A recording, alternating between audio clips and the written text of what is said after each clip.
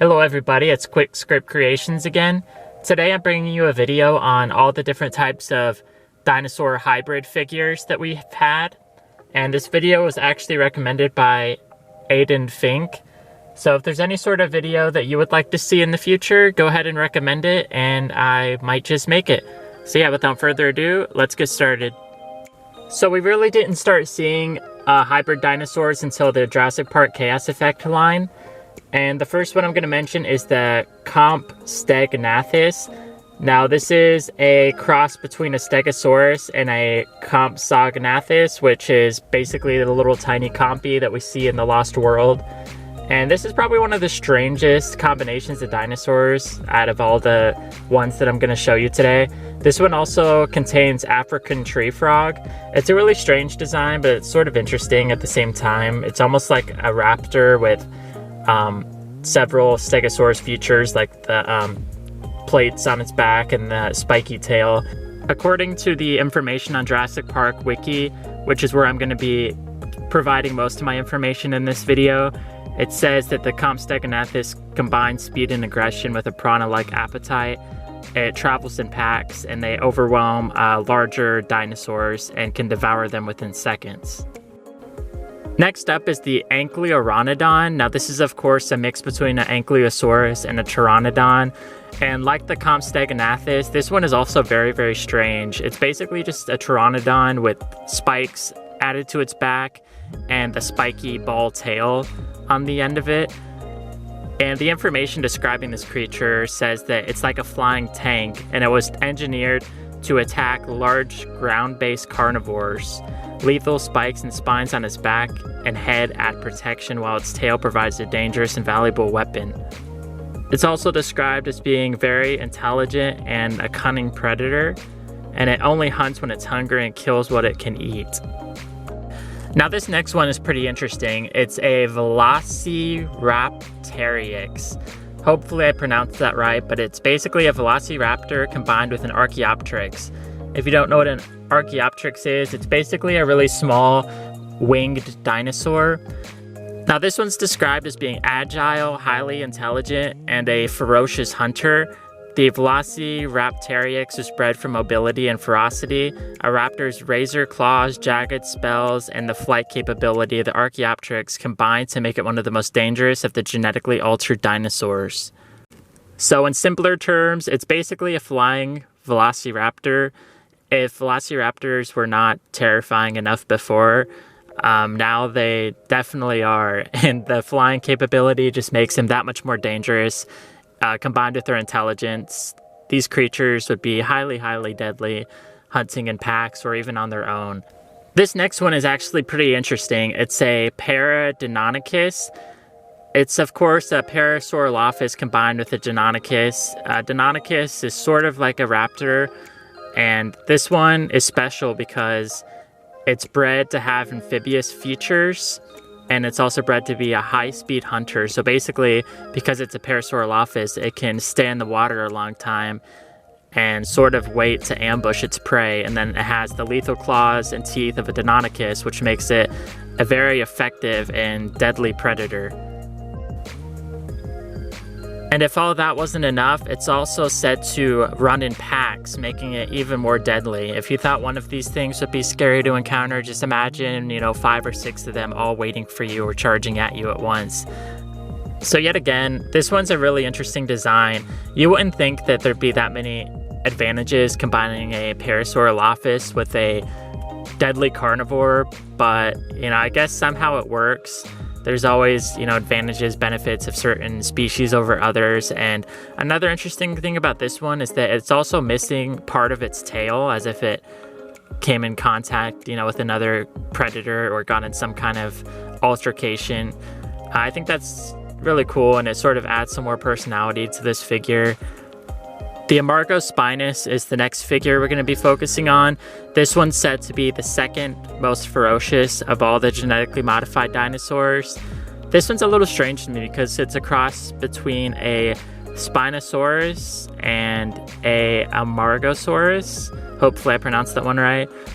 But it's bred to be, a tall, really tall and imposing and intimidating predator. But the Spinosaurus is already very tall, if not one of the tallest predators that we know of. And another advantage of this one is the giant spiky ridges on it. And for those of you that like, sauropods and the Amargasaurus, Mattel is actually making one of these next year. It's of course going to be just a normal Amargasaurus, not a genetically modified one, but look forward to that. I know I definitely am. And yeah, let's go ahead and move on. Now this next figure unfortunately was never released. It was supposed to be like the main large predator from the Chaos Effect line, and that's the Ultimasaurus. This one is a combination between a T-Rex, a Triceratops, a Velociraptor, an Ankylosaurus, and a Stegosaurus or a Kentrosaurus. This one's a really interesting design. Unlike the other ones that only combine, 2 to 3 different types of species, this one, actually combines quite a lot, between like 5 or 6. Now, as far as genetic modifications go, this one is one of the craziest ones, and also one of the ones that seems to actually make sense to me. It's got, the speed and strength of a Tyrannosaurus. It's got the armor of an Ankylosaurus. It's got the head spikes and the armor plating of a Triceratops. And also appears to have, a spiny, thorny tail, which you could probably use to swing around and cause some havoc. And it's really unfortunate this one was never released. I know a lot of people wanted to get this one and were looking forward to it, and people still wish they could acquire this one in their collections, but I think this one's a really interesting design. I love that it's got the battle damage and it can actually be covered up and uncovered, unlike some of the later figures where it was always permanent. This one doesn't have a bio like the other ones, so we kind of have to leave it to the imagination, as this thing is most likely bred to be, the ultimate apex predator / killer, if you will. It's very imposing, very menacing. It's got so many different ways that it could take down another creature or defend itself. Next, we're going to be focusing on the Jurassic World Dino Hybrid line, and if you don't know already, I wasn't a fan of any of Hasbro's Jurassic World figures, but they did make quite a few hybrid dinosaurs, so I'll briefly go over them. None of these figures include like bios or little, stories as to why they were made or the benefits of them. So unfortunately, there's not a whole lot of information to provide you, but the first I'm going to mention is the hybrid Carnoraptor. And of course, just by the name alone, you know that it's a mix between a raptor and a Carnotaurus. The next one makes about as little sense to me as that one does, and that's the Dilophosaurus Rex. Nothing about combining up Rex with the Dilophosaurus seems that smart to me. Except maybe, if you add the venom aspect to the Tyrannosaurus, then that might be pretty deadly. I mean, if you imagine a giant Tyrannosaurus being able to shoot blinding acid at you from afar, that is pretty terrifying. But if it's the opposite, where they're shrinking a Rex down to a Dilophosaurus size, that certainly is sort of nonsensical. But moving on, we also have the Stegosaurus. This is a mix between a Triceratops and a Stegosaurus. Basically, they're taking the armored aspects of the Stegosaurus and combining it with the, large power and strength of a Triceratops. And it, of course, retains its, spiky armored crest plate. That one's pretty cool. It's basically just a super armored herbivore. Moving on, we also have a Pteramimus. This one's also pretty strange to me and isn't all that different from a normal Pteranodon. It's basically just a Pteranodon mixed with a Suchomimus, and the main mixture just comes in with its face. It's got sort of that slender, long, crocodilian Suchomimus face, but it doesn't look all that different from a normal Pteranodon skull. It's basically the same thing, but just the snout is slightly wider by the looks of it. Now there's a few figures in the Dino Hybrid line, like the green T-Rex hybrid, which I didn't mention because it's basically just a green Rex with some spikes coming out of its back, and it doesn't appear to be directly associated with another dinosaur, at least it doesn't specify that. And this one I wasn't almost going to mention, but it's the hybrid Rampage Indominus Rex. Like the T-Rex I just said, this one doesn't appear to be mixed with anything new. I mean, we know that the Indominus Rex is mixed with a lot of different species, but as far as this one goes, it just looks like it has some spikes added to it and some new colors, some gold and red going on. And because it has the word Rampage in it, maybe it was bred to be slightly more vicious and slightly more violent, or, you know, territorial or things like that. But since it doesn't, you know, appear to have any sort of new genetics included to it that it directly states, we kind of just have to make up our own story behind this one. But if I had to guess, I would say this is the result of a, you know, mad scientist or some sort of rogue genetic company that decided to, you know, make these crazy abominations. And this one is just basically an Indominus with some new traits to make it, you know, even more deadly and stronger and faster than the original one. And lastly, we have everyone's two favorites, the Indoraptor and the Indominus Rex. You guys probably already know everything there is to know about these two dinosaurs because, you know, they were both featured in the two recent films.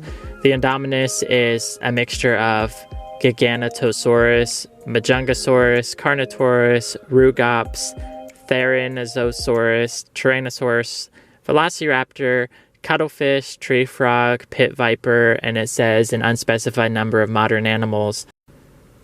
The Indoraptor is basically a smaller Indominus Rex, and it's also created with more Velociraptor DNA, and those are the two main components, being Velociraptor DNA and Indominus Rex DNA.